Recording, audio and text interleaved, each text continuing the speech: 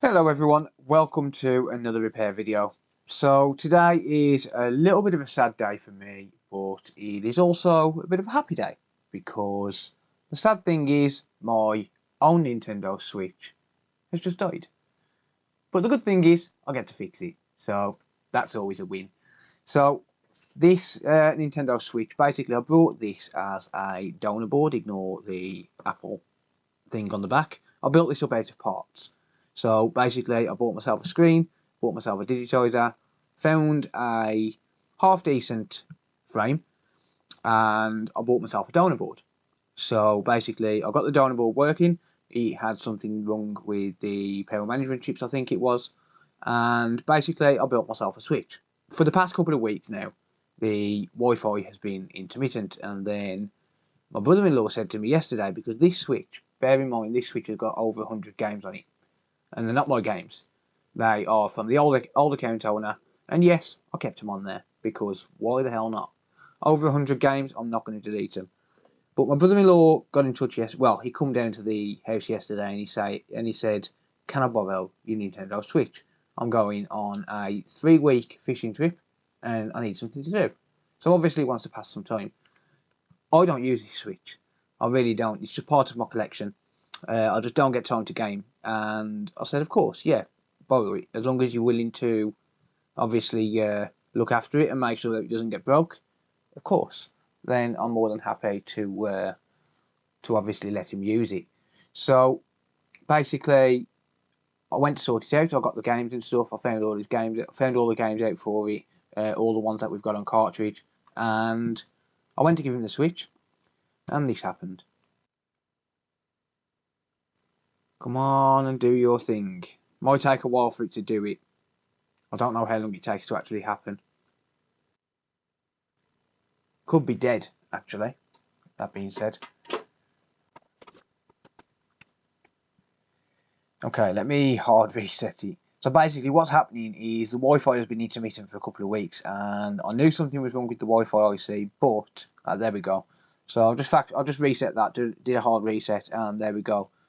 But the Wi-Fi has been intermittent for a couple of weeks, and then last night, like I said, went to sort this out, and all of a sudden, this happened. So this is what's known as the orange screen of death. And the orange screen of death is 99.9% of the time caused by the Wi-Fi IC. So basically, the plan for this particular repair is to replace the Wi-Fi IC and hopefully fix this machine. So it doesn't matter how many times I hard reset it, it's going to do the same thing over and over and over again. You can get away with reflowing the Wi-Fi IC, but I would much rather just replace it, to be honest.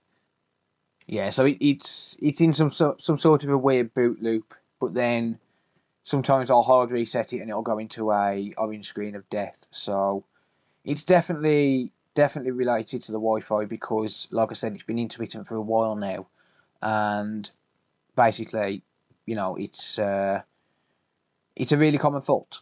So never mind. We will try and get it fixed, and hopefully I can restore this, because, like I said, it's got over 100 games on it. I'm not willing to lose it. I will take that CPU and I will put it on another board if I have to. So I'm going to get this thing apart, but while I've got your attention, if you like this type of content, if you're into any sort of repair videos, any kind of repair tutorials, or if you just want to learn more about repairing consoles, be sure to hit the subscribe button. And don't forget to press the bell icon so as you're notified whenever I do an upload. Do an upload? Where did that come from? Really not sure, but never mind. But that being said, if you subscribe now, then by the time the end of the video comes and you realise I am a boring old fart, you might forget to unsubscribe. So I would appreciate it if you subscribe now, rather than deciding not to subscribe at the end when you realise how boring I am. Right, well, looks like I chose the worst possible frame, because these screws here are a little bit stuck. It's fairly common on these frames, to be honest. I mean, this is my own Switch. I didn't exactly, you know, pay much attention to putting it together. I just wanted to get it working because I was pretty excited over how many games was on it. There are quite a lot of games on here. But like I said, I bought this as a donor board and I was really over the moon when I managed to get it working. I bought 10 donor boards in total and I got 6 of them working. 3 of them were exploitable boards. Okay, just get this screw out, take my SD card out. I should really have a bigger SD card than that. Okay. Haven't even put the foam on mine, I stole it for a customer.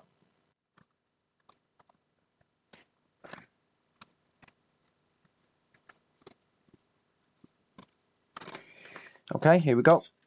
So the Wi-Fi IC is located just under the NAND, which is this chip here, and they're not that expensive. A couple of pound on AliExpress for a new Wi-Fi chip, so they're not too bad. Okay, that Joy-Con rail's unplugged. I'm terrible when it comes to my own stuff, I really am. When it comes to my own repairs, it's very rare I actually get to repair them.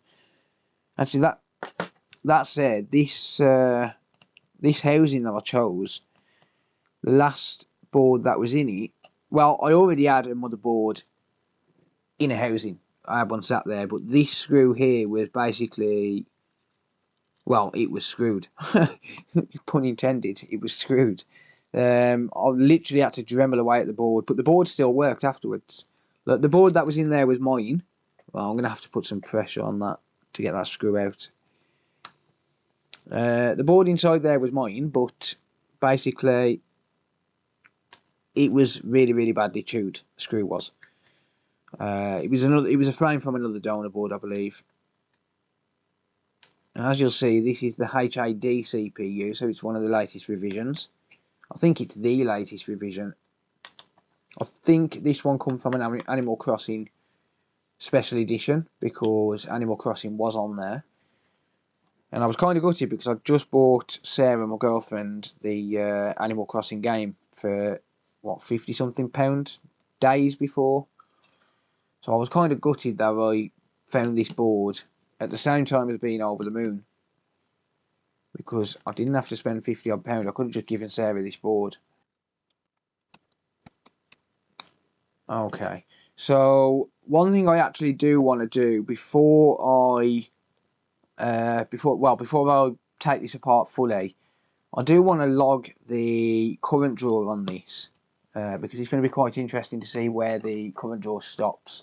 So I've got a breakout cable, which is my Nintendo Switch breakout cable. It's basically just a battery board out of here. There's a little circuit board inside the battery, and I've taken that and I've spurred it off to these barrel jacks here, and then I'll just connect that up to my bench power supply. And I've just unplugged it like a moron, so I might need to plug the charger in now just to activate it again. Let's have a look. Oh no, I don't. Never mind. Okay. You should be seeing the current draw up there.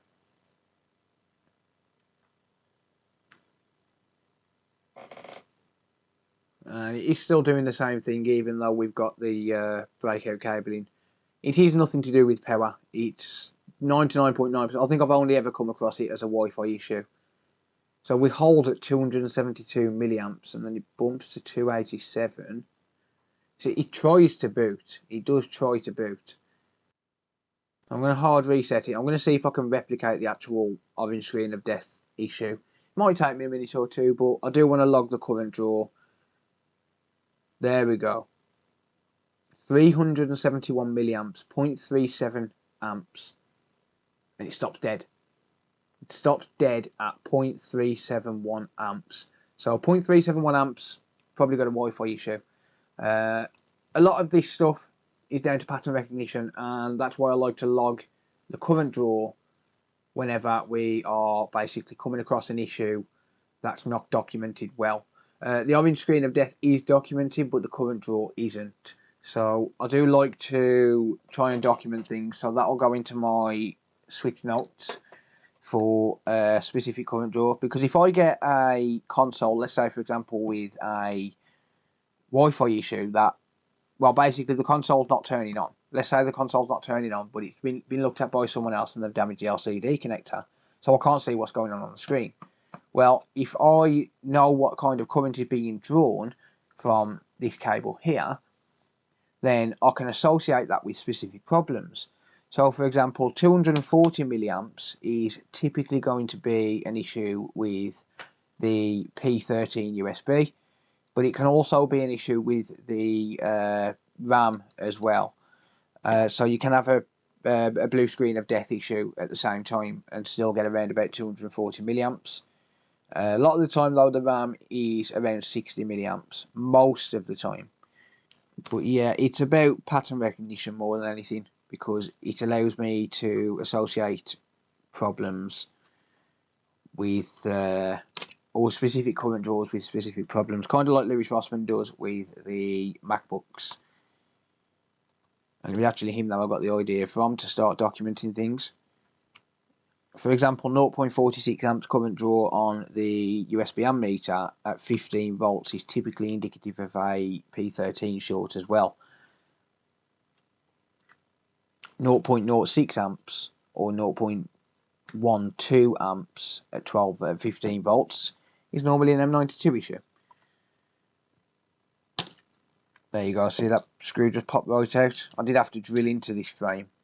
I'm not bothered, it's my own console, I'm not really fussed about it.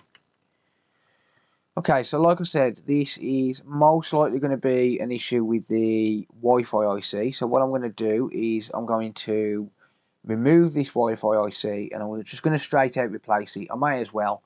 It's kind of pointless to just reflow it because the issue can reoccur in the future. So it really is pointless to reflow it. Like I said, the Wi-Fi has been intermittent for a while. It really has been intermittent for a while, and I think the chip is dead. I don't think it's an issue with the solder balls, because that does happen on these particular consoles. On the Nintendo Switch, it does have an issue with the solder balls, with the blue screen of death on the CPU, where typically a reflow will help that because it is an issue with the solder balls, but it also has an issue with the Broadcom Wi-Fi IC. And basically, the Wi-Fi IC has got two different issues. Number one, it's got a BGA issue, the solder balls underneath. But number two, the actual Wi-Fi chip is just inherently flawed. And we seem to run into a lot of issues with Wi-Fi. The one sucky thing about these as well is they're limited to 60 megabits per second. It's ridiculous. In 2021, to 60 megabits per second, you would have thought they would have released a firmware update to overcome this. I mean, even most normal households where people are not, computer technicians or they're not internet fanatics, they just want to be connected to the internet, have got faster than 100 megabits per second. So when you're limited to 60 megabits per second over Wi-Fi, it's ridiculous. But such is life, and Nintendo will always be Nintendo. Hardware limitations, that is just typical Nintendo. Typical pretty much any manufacturer these days. But never mind. Let's get into this repair, shall we? So under the microscope then, we've got the Wi-Fi IC just here, and it looks like someone's been probing around in this area before. I can see a couple of marks here, so I'm wondering if this has possibly been reflowed before and maybe it was still having Wi-Fi issues, which is why it ended up as a donor board. That kind of reiterates the thought of replacing it instead of reflowing it. So I am going to test for a couple of shorts. I'm going to see if I can find some.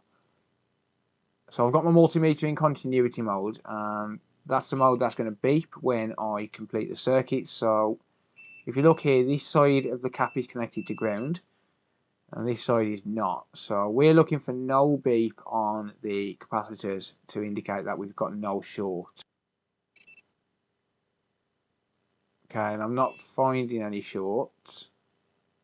But I do still feel like it's going to be related to the Wi-Fi because, like I said, it has had a Wi-Fi issue for a while. And actually, there is a short there. On this tiny little capacitor just here, there is a short. So if we zoom in on this, the camera's a little bit wobbly, especially at this zoom level. But there is a short here.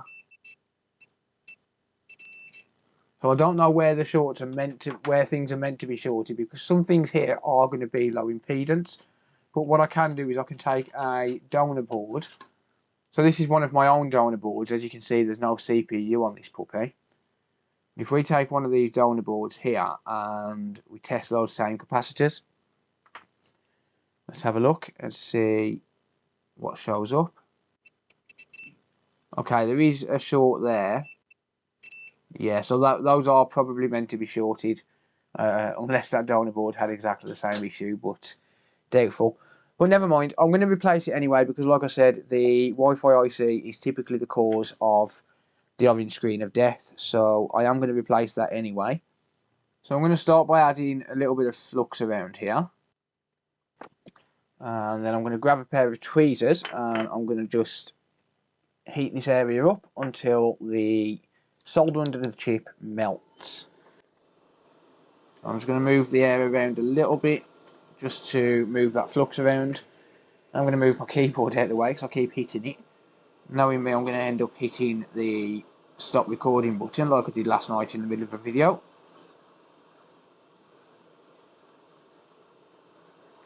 I've got my hot air set to 460 degrees Celsius at 40% airflow.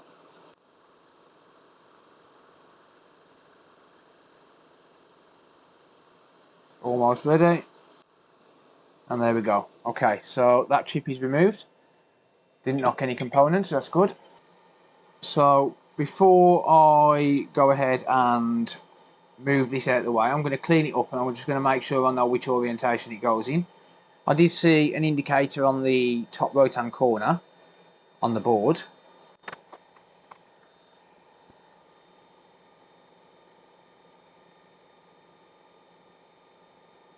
I can't actually see. Yeah, I can. Bottom. There's a dot on the bottom right. Sure, it was top right. Whoops.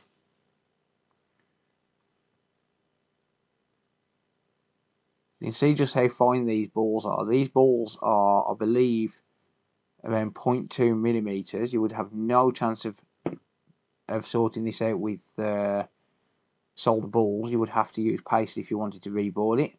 But I'm going to use a brand new chip. Right, never mind. I can't see that fully because of the reflections.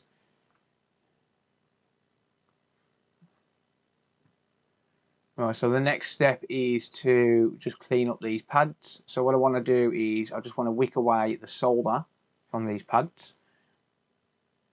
I'm going to add a touch more flux here. And I'm going to get some leaded solder. I'm going to add the leaded solder to the iron in a ball. And then I'm just going to gently touch these pads. So remember, these pads are incredibly small.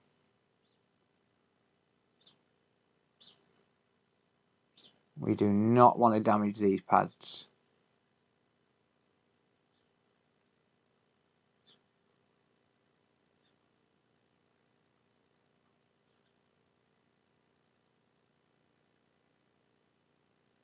So the reason we add leaded solder here is to lower the melting temperature, because otherwise when it does come to wicking we're going to need to use a lot more heat to be able to clean the pads up. So you'll see these pads have gone nice and shiny now.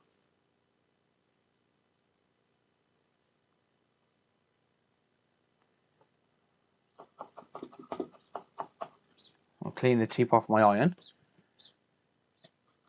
And then I'm going to take some wick. So the wick I'm going to be using for this is going to be 0.8 millimeters, and it's going to be the MG Chemical Super Wick. So this is 0.8 millimeters Super Wick, and it's cat number 423. So I'm using super fine wick because it is a very tight area.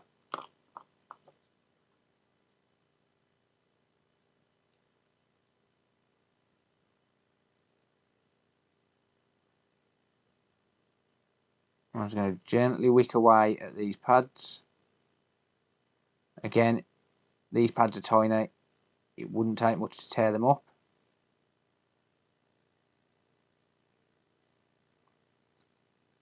And running 0.2mm jumper wires is going to be bad news for us. So I don't want to tear these. It would still boot without Wi-Fi, but we would have no internet access.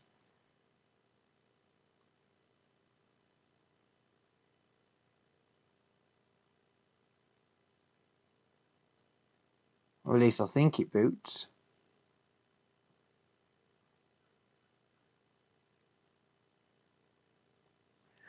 Okay, so that's clean-ish.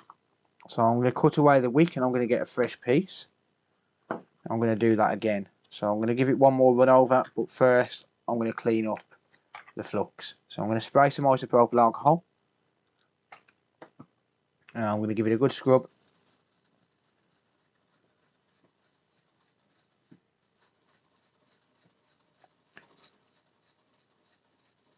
So I use a tougher toothbrush here, so a little bit harder bristles.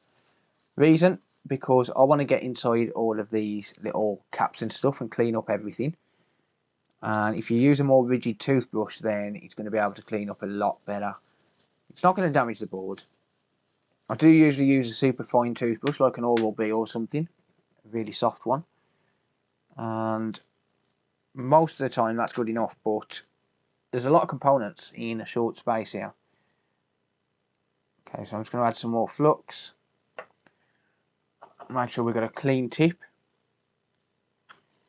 And then I'm going to come back in with the wick again, and I'm going to wick away one final time just to make sure.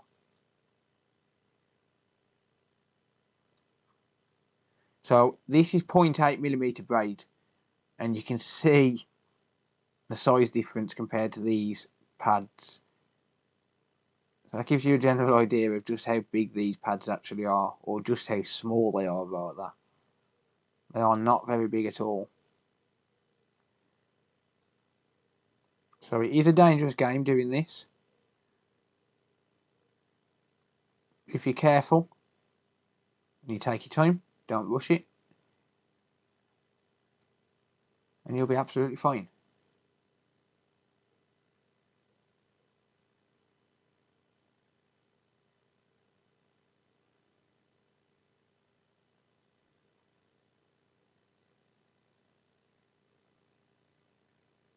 And that should be good enough there. Should be more than sufficient in terms of how clean the pads are. So let's clean it once more. Get rid of that burnt flux. And now I'm going to dry off the isopropyl alcohol so I can take a closer look at the balls, or rather at the pads. Okay, so we're ready now. It looks like these pads are all nice and flat, and we should be pretty much ready to drop a new chip down on this. So I'm going to zoom out just a little bit. I am sorry about the shakiness. It is zoomed in quite a lot, and the minute shakes do show up really clearly at this zoom level. So there's a brand new chip. Again, sorry about the reflections. It's a glass chip. It's basically a mirror. So the ring light on the microscope is going to reflect off it.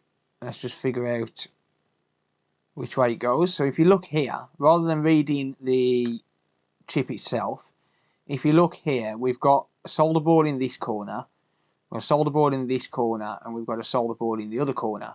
The only place where there's a solder board missing is just here. So if we look here, we can line that up with there rather than having to look at the chip itself. We can line that up there and know which way it goes. I'm going to be very careful with this chip. Like I said, it is a glass chip. I'm just going to pop that there for a minute.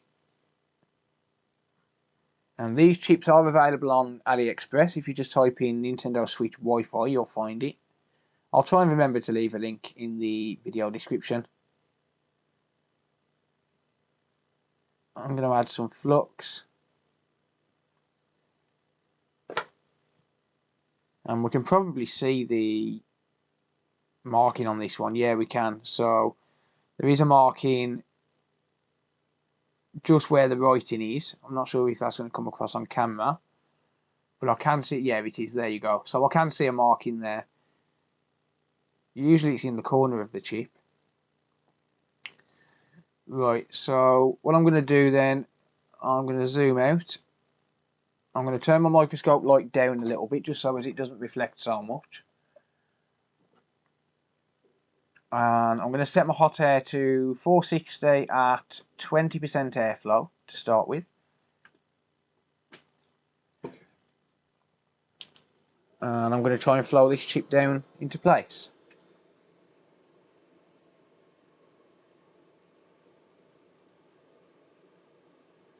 I'm going to get it roughly in the right spot, and I'm going to start using some hot air. So this chip is going to move as the flux melts, which is why I'm just going around in a circle at a distance. So there you go, you see that move? So I didn't want the solder to melt straight away because I want to be able to adjust the chip as it knocks itself about.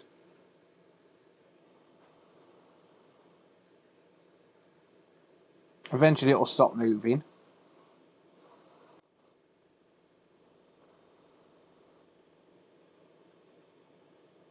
It is very difficult to get this chip aligned because it is a really tight area. There's not really many places we can come in with tweezers. I'm going to try and support the chip. I'm going to secure the board. I'm going to try and support the chip. But that's not quite in line. I can see a row of solder balls.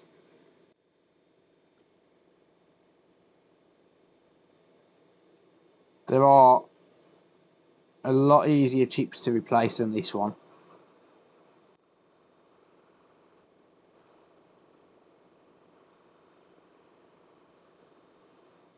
I'm not sure if that dropped down in the right place or not. I've got the shakes today as well.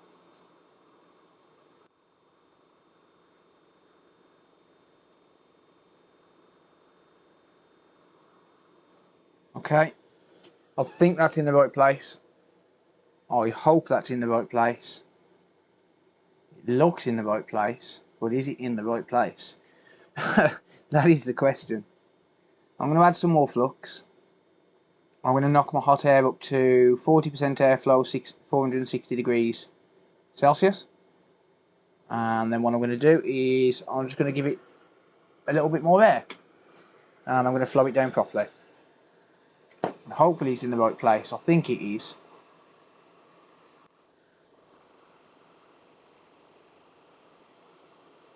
No, it's not. That might be too far over. Problem is I'm not going to know. I think it might be one row too far over on the left hand side.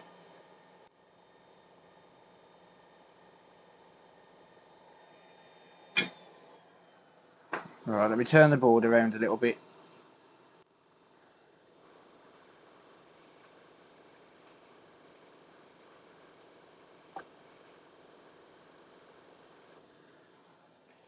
That may be in the right place.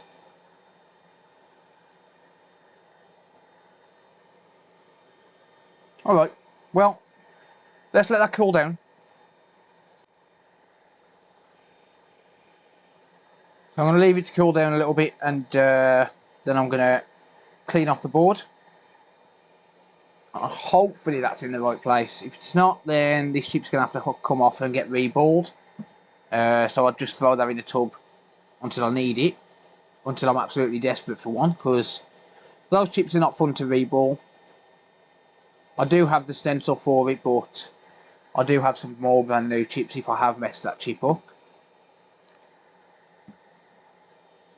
I'm not confident about the way it went on, I'm going to be honest.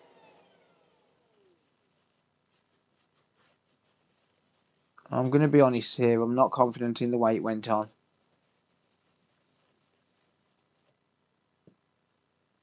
Okay, let's pop this NAND back on. It's not going to boot without that. And I can see if it's getting past that orange screen just by popping in my bench power supply and prompting it to boot using a USB cable. So basically I don't need the screen to know what's going on with it.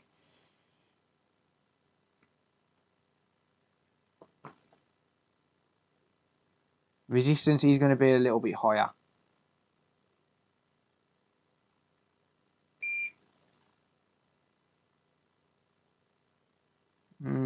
That's not a normal boot sequence.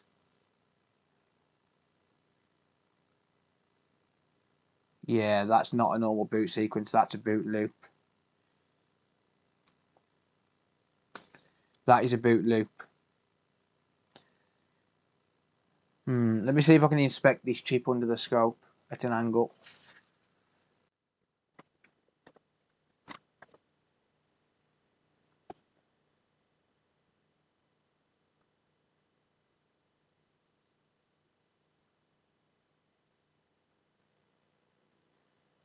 It's honestly very hard to tell. I'll tell you what, let's get a donor board that's got this chip on and let's compare. So we've got a ball just next to that pad. So we've got a pad just here and we've got a ball right next to there. Let's see if it's the same on the donor board. Yep, it's slightly too far over. It's one row too far. So if you take a look here at this Wi-Fi IC, this is mine.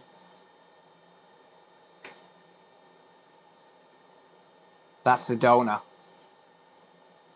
See how it's further over to the right?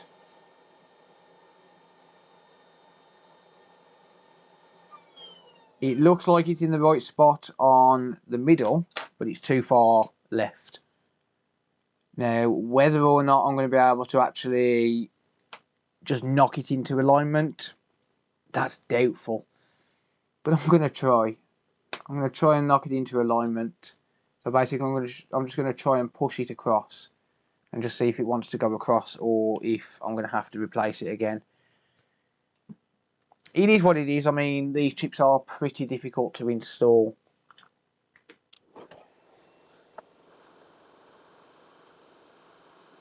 So what happened here was it just dropped down in the wrong place. It dropped down slightly too far over. Sometimes you just can't help that.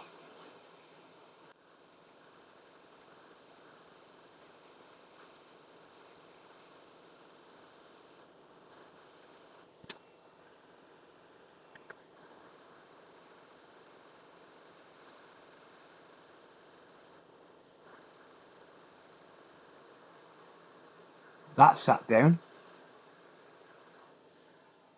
That sat down. I don't know if that's worked. Probably not. I'm going to be honest, probably not. But that sat down. I don't know if you saw that. It definitely sat down though. I'm probably going to have to replace it, let's be real. Let's be real, I'm probably going to have to replace that again. It's not going to let me get away with that. I'm going to wait for it to cool down, but I am going to plug the NAND back in.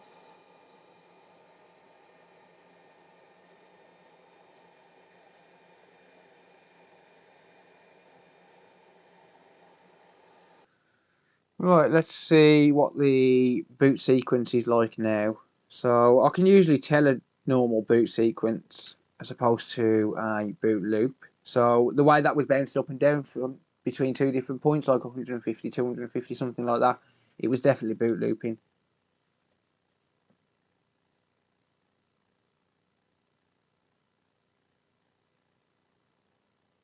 That's a more realistic boot sequence. Current draw is going to be high because the board is still warm. Resistance increases and it draws more current. Let's pop this back into the housing. Let's see if it's going to boot and let's see if it picks up any Wi-Fi. It might have let me get away with it. I'm not bothered about the flux. It's no clean flux. I'm not fussed about that. Right, so I haven't got all the ribbons in. I'll prompt it to boot with the cable though. I'm not really fussed.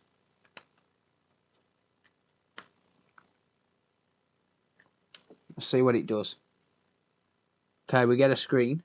That's good. We get the Nintendo Switch logo. That's good as well.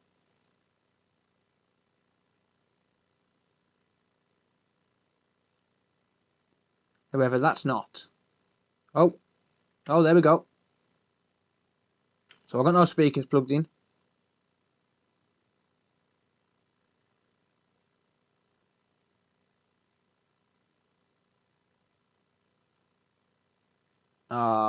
No Wi-Fi.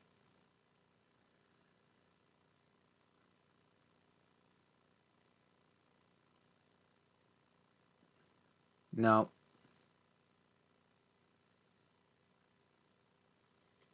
No. I'm going to have to do it again. Oh, that's a shame. Yeah, so he's not picking up any Wi-Fi. I thought I was going to get away with it there. No, evidently not.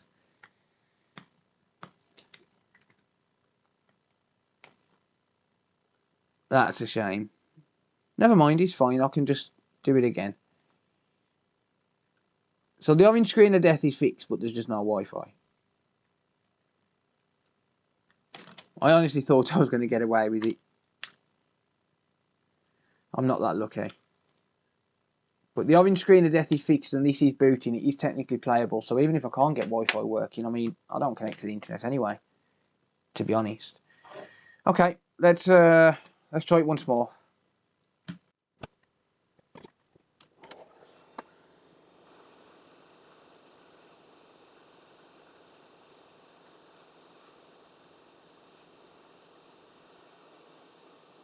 Oh, I knocked a cap. Oh, you suck.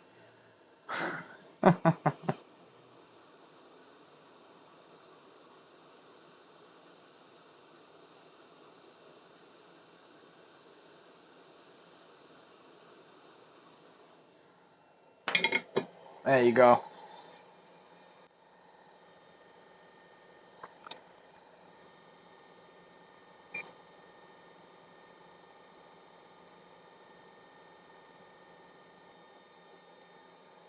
All right.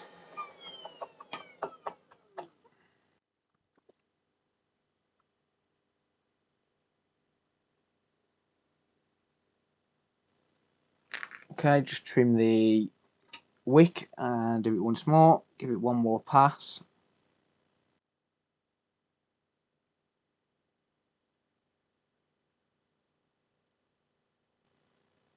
There we go. So I apologise if that was a little bit out of focus there. Right, so it's going to be the same deal. We're going to clean this burnt flux. We're going to put some fresh flux down, drop the chip on, and flow it into place, and hopefully get it in the right position this time. It is what it is. I mean, this just proves that you can do this kind of work every single day, and you can still mess it up. Could make myself look like a genius, make it look like I've got it working first time, but no, because that's not how life works.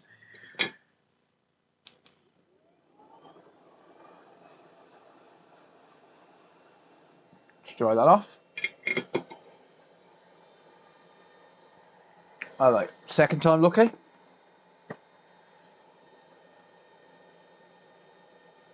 Add a touch of flux.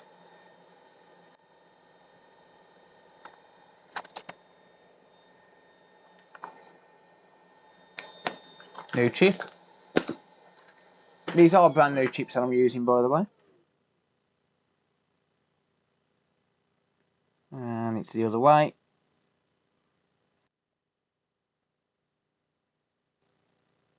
That is blinding me with the reflections.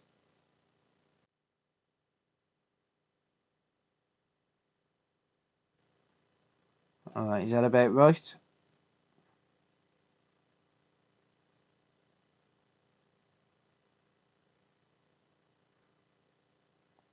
I believe so.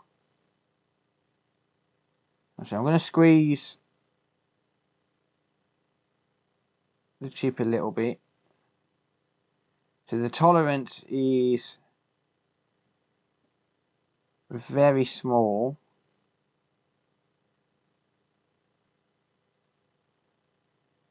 I believe that should be about right. I can inspect it and see.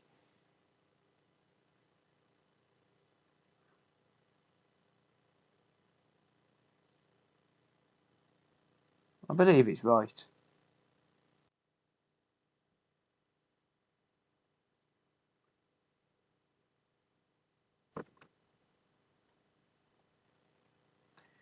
I think that's about as close as I'm going to be able to get it. Let's just make comparisons.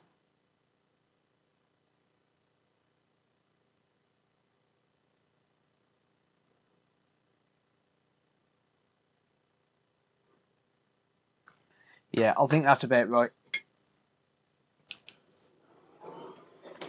I'll drop down to 20% airflow again.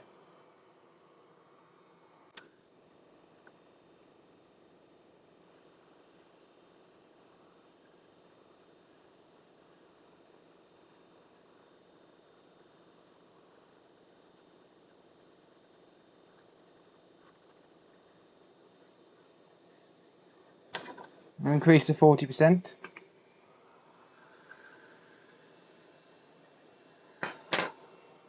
Let's add a bit more flux here.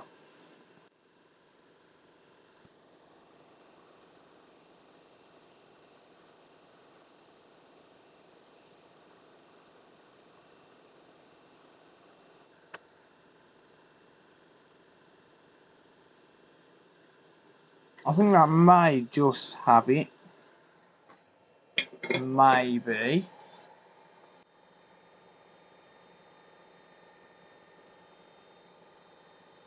That looks about right.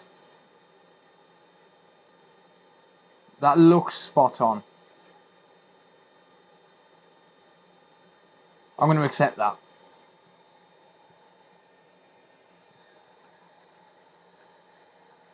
Yep, I'm going to accept that, and I'm going to just hope it works.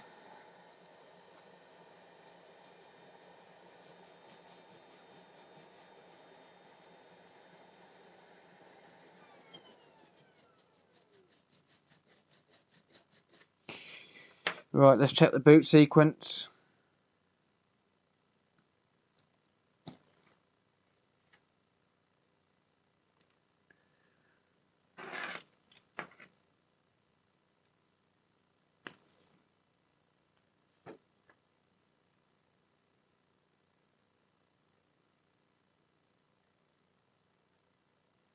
Yep, that's a normal boot sequence. I think.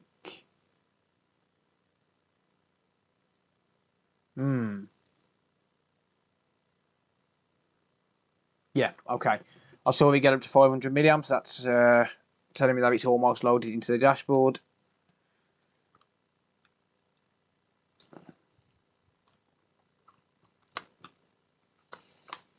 Okay, now let's give it a whirl. It's actually missing one of the rubber feet, one of the rubber inserts off the screws. Oh well. Okay, moment of truth. Let's see if we get any change. Turn it on. We get a backlight. Do we get a second logo? We do. No orange screen of death. That's good. Is it going to boot? It is a little bit slow at booting for some reason.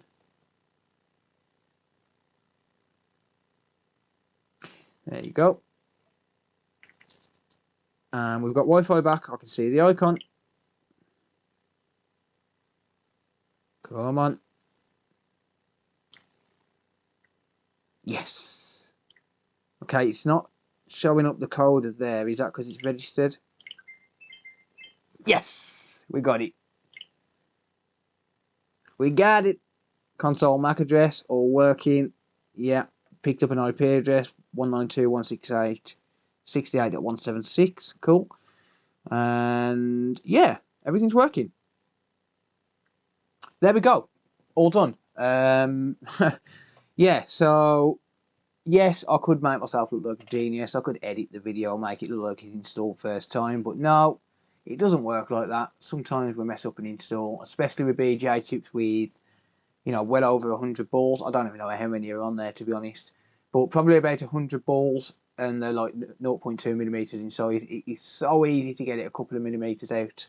That chip I'm not going to bother reballing, I'm not going to bother reusing. Same as this one that came off there. They are cheap enough to just buy another one. So yeah, there's the old chip and the new chip which I screwed up. But they'll go into the bin. I'm not going to bother. I'm not going to bother reballing it. It's pointless. They cost about £2 each. Getting rather warm there, but that's because I've got no heatsink and fan on. Yeah, I need to do a couple more things to this. I need to do the. I need to give it an ultrasonic, put some fresh thermal paste on it, put it all back together, and then this is done. So just to summarise then, this was, well, still is my own Switch. You can see there's loads of games on here. So this was and still is my own Switch. This was a donor board, and now I know why, because it must have been suffering some sort of Wi-Fi issues. The Wi-Fi was intermittent for me, even after I'd put it all into a case. It was one of them. The Wi-Fi was intermittent, and I knew it was dying, and I was like, nah, I'll just sort it another time. And like I said, I don't get time to do my own stuff. But then when it actually dies, because I don't connect to the internet on these anyway, I just play the games and that's it. Even then, I don't get time. But basically, because I left it, it's ended up being a orange screen of death. But by replacing the Wi-Fi IC, it's working again. And we should be good now. We should run absolutely perfectly. As you can see, it's holding a Wi-Fi signal, and it's all working absolutely fine. But that's going to be it for this video. Thank you very much for watching. Makes a change for me to work on one of my own devices. If you have any comments or questions, leave them down in the comment section down below. I will always do my best to answer. If you enjoy this type of content, be sure to hit the subscribe button and turn on the bell notifications so that you're notified whenever I upload. If you want to support the channel, you can do so by using the Amazon affiliate links in the video description, and I'll give a little bit of a kickback if you buy anything from Amazon. And in fact, if you really want to help out the channel, you could take one of those Amazon affiliate links, set it as a bookmark, and then every time you shop on Amazon using that bookmark, I'll get a little bit of a kickback. Doesn't matter what you buy, I'll just give a little bit of a kickback. It doesn't cost you anything extra, and it helps out the channel. You can also become a Patreon member using the Patreon link in the video description, or you can become a channel sponsor using the join button below the video. That's conveniently placed right next to the subscribe and the like buttons. If you want to organise your own repair, you can do so by getting in touch using the email address in the video description as well, and I'll be happy to take a look at your device. But that's going to be it for this video. Thank you very much for watching, and until next time, I'll see you later. Bye for now.